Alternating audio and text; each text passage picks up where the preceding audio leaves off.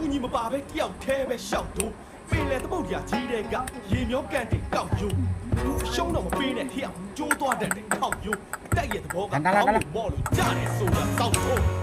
ဟဲ့ဝါဆိုတာတယောက်သေးတိုက်ပွဲတယောက်သေးတိုက်ပွဲတယောက်သေးတိုက်ပွဲနေကမားနေတဲ့မှာမကြောက်လုံးမျိုးလောက်ပဲမိုက်ခဲလောက်ပဲမိုက်ခဲ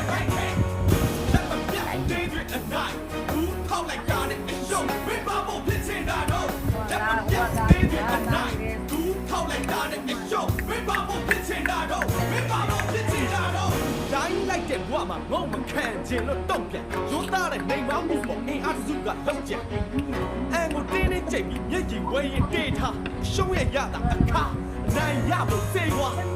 လုံးအချက်တွေတပုံကြီးနဲ့မင်းမှရှိတဲ့ပတ်စံဖြတ်လန်းကပြေးခဲ့ပြီလို့ပုံတော့ကြမယ်မနှက်ခဲပေါ့စာမင်းကိုနဲ့တင်ရိုးတွေ6ရက်တည်းမှာလေသူကအခုမှ40တောင်ပြည့်30ကျော်ကျမနဲ့လည်း9နှစ်6ကျော်ပါပေါ်တော့မမနဲ့ဒါပေမဲ့မမပုံစံမကြောက်ဘူးဗျအသားရည်တွေလည်းပြင်းလုံးကြီး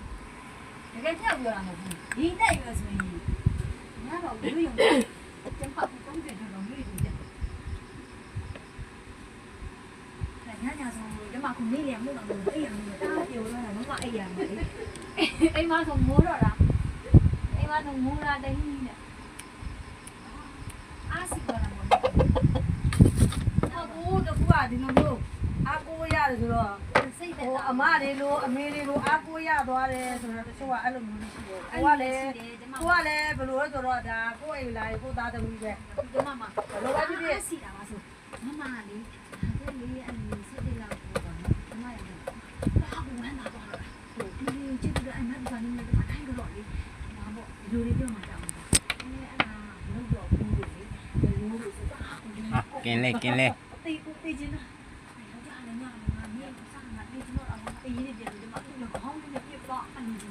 อ่ะဘောမချလာဒါတော့ဖတ်တယ်ဒါကခါရမေ